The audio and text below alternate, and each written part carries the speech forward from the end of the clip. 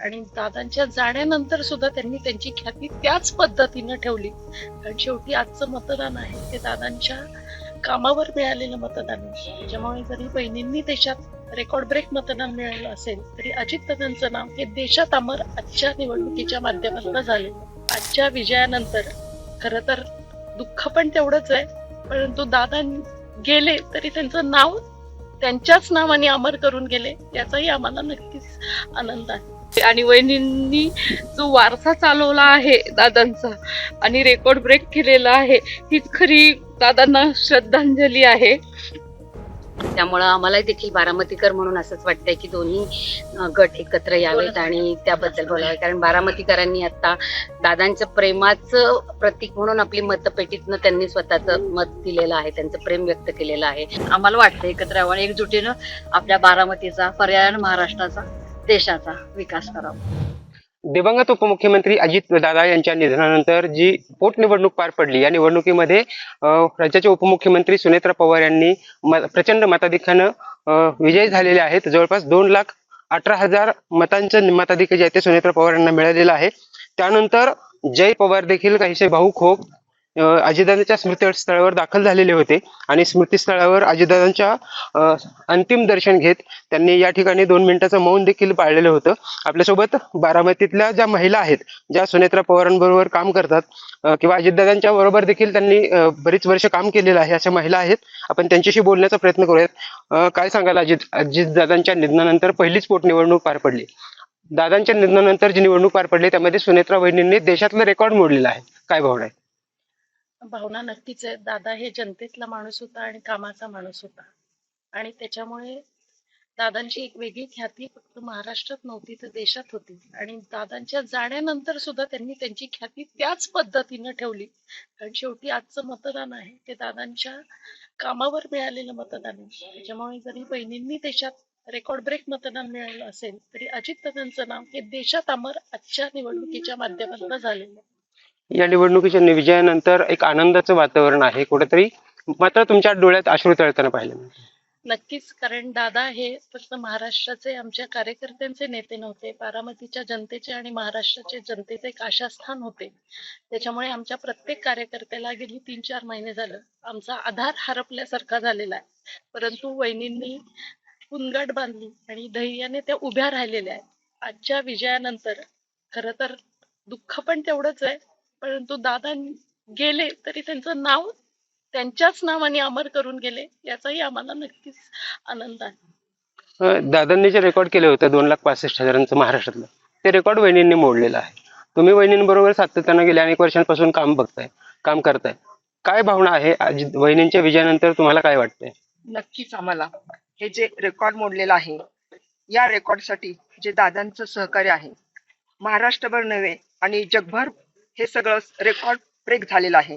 आणि जे दादांचं कार्य आहे ते वहिनी साहेब आणि आम्ही सर्व मिळून तितक्याच पद्धतीने त्याच कार्य सक्सेस करूया. ज्याप्रमाणे रेकॉर्ड केलेलं आहे त्याचप्रमाणे दादांचंही नाव अमर राहणार आणि त्याबरोबर वहिनी सुद्धा त्याच हिमतीने या संपूर्ण महाराष्ट्रभर नव्हे तर जगभरही असंच कार्य करतील आणि यशस्वी ठरतील. आणि नक्कीच आम्हाला तेवढा सार्थ अभिमान आहे.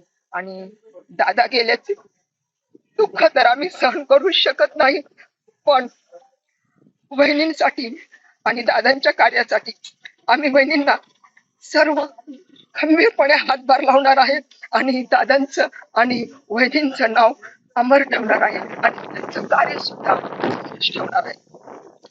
काय भावना आहे? वहिनी आज विजयी झालेत पण तुमच्या डोळ्यात अश्रू दिसत आहेत, काय नेमके काय वाटतंय? बहिणी विजय झाल्या याचा आनंद तर आहेच आहे, पण दादा नसल्याची जी खंत आज आमच्या मनामध्ये आहे.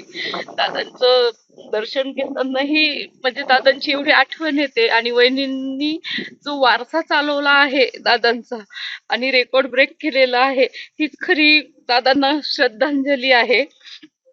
आणि जनतेसाठी कायम वहिनी दादांची कमी जी आहे ती कधीच भासू देणार नाही हे आज सिद्ध झालं या रिझल्ट मध्ये. पण ह्या जो रिझल्ट लागलाय त्यामध्ये कुठेतरी भावनिकतेची देखील लाट होते, भावनिक वातावरण होतं, त्यामध्ये निवडणूक पार पडते. ज्यावेळेस भविष्यातलं राजकारण असेल त्यावेळेस कसं फेस करावं लागणार आहे?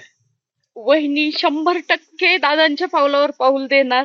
अ, असं हे मलाच नाही तर हे बारामतीकर, मी पुण्याहून आलेली आहे, पुणेकरांना आणि पूर्ण महाराष्ट्राला असं वाटत आहे नाही, 100% आम्हाला खात्री आहे की वहिनी 100% दादाच्या पावलावर पाय ठेवून प्रत्येकाला न्याय देणार आपला. तुम्ही काय सांगाल? एक तुम्ही नगरसेविका म्हणून काम पाहिलेलं आहे, दादांसोबत सातत्यानं विकासामध्ये योगदान पाहिलेलं आहे. अजितदादांनी बारामतीची जी डेव्हलपमेंट केली आहे ती इथून पुढे चालू ठेवण्यासाठी कशा पद्धतीनं वहिनींना साथ देणार आहात तुम्ही? 100% आज अजित पर्व जरी अमर झालं असेल तरी आज सुनेत्रा पर्वाची आज सुरुवात झालेली आहे आणि या सुनेत्रा पर्वातून आम्ही बारामतीकर 100% त्यांना साथ देणार आहे. जशी अजितदादांना आम्ही साथ दिली त्याच पद्धतीने आम्ही वहिनींनाही साथ देणार आहे आणि बारामतीची जी प्रगती झाली त्या प्रगतीपेक्षाही आम्ही आज वहिनींकडे महाराष्ट्राच्या उपमुख्यमंत्री पदावरती ज्या विराजमान झालेल्या आहेत वहिनी साहेब, तर आम्ही त्यांच्याकडूनही हीच अपेक्षा ठेवणार आणि आमची सर्व महाराष्ट्राची त्यांना साथ मिळणार आहे ही 100%. पण ही 2029च्या दृष्टीनं विचार केला आपण, ही निवडणूक जी आहे ती भावनिक होती, कुठेतरी दुःखाचं सावट होतं बारामतीकरांवर, त्यामुळं कदाचित इतर पक्षांनी उमेदवार उतरवले नाहीत. पण 2029ला चित्र वेगळं असेल. 2029ला बारामतीकर म्हणून तुम्हाला काय वाटतंय? बारामतीकर म्हणून 29ची निवडणूक नजरेसमोर आणल्यावर काय दिसतंय? आज शेवटी विचार केला तर आमच्या लहानपणापासून आम्ही मोठ्या साहेबांची म्हणजे शरद पवार साहेबांची बारामती पाहिलेली आहे. आमच्या काळामध्ये म्हणजे आम्ही ज्या वेळेला ह्या राजकारणात आलो त्यावेळेला आम्ही अजितदादांची बारामती पाहिलेली आहे आणि 100% इथून पुढे बारामतीकर आणि दादांचे म्हणजे पवार फॅन जे आहेत हे 100% काही झालं तरी हे पवारांच्याच मागे राहणार आहेत आणि हे राष्ट्रवादी काँग्रेस पक्षाच्याच मागे राहून 1 नंबर पक्ष राहील याची आम्ही 100% खात्री देतो. नागोडे, तुम्हाला एक प्रश्न आहे की आता राष्ट्रवादी स्प्लिट झाली आहे.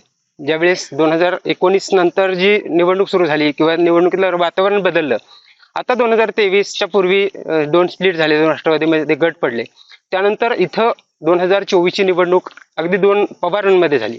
भविष्य काय दिसतंय तुम्हाला? 2 पवारांमधली निवडणूक भविष्यात दिसते 2029ला, का भाजप इथं एंट्री करताना आणखी जवळच्या पवारांच्याच एखाद्या उमेदवाराला घेऊन पुन्हा एकदा राजकारण करू शकतं? एक तर मी ज्योतिषी नाही भविष्य सांगायला, आणि दुसरं की निवडणुकीची प्रत्येक निवडणूक ही वेगळ्या पद्धतीने समोर येत असते, त्याच्यामुळे अजून 3 वर्ष जायचं, त्याच्यावर आता बोलणं योग्य ठरणार.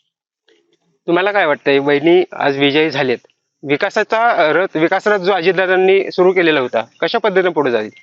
वहिनी दादांच्या पावलावर पाऊल मारून ठेवून ते पुढचे जे दादांनी जे स्वप्न रंगवले होते ते स्वप्न पूर्ण करण्यासाठी वहिनी जयदादा, पारदादा सगळे ह्यात चांगल्या रीतीने काम करतील आणि दादांचे सगळे स्वप्न पूर्ण करतील ही खात्री आहे आम्हा बारामतीकरांना आणि पूर्ण भारताला पण खात्री आहे की हे बारामती अजून म्हणजे प्रगतीपथावर अजून जाईल. काय वाटतंय तुम्हाला? दादांचे दोन्ही मुलं जे आहेत ते राजकारणात सक्रिय व्हायला पाहिजेत. आता जयदादांनी जनता दरबार सुरू करण्याचा निर्णय घेतलाय. कशा पद्धतीने लोकांचे प्रश्न सुटले पाहिजेत बारामतीतले?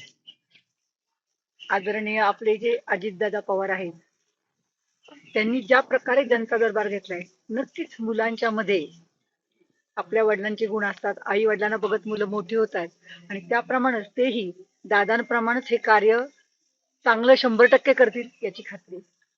तुम्हाला एक शेवटचा प्रश्न विचारतो की दोन्ही राष्ट्रवादी स्प्लिट झाल्यानंतर बरंचसं राजकारण झालं. 2024ची निवडणूक झाली, पवारांमध्ये संघर्ष झाला.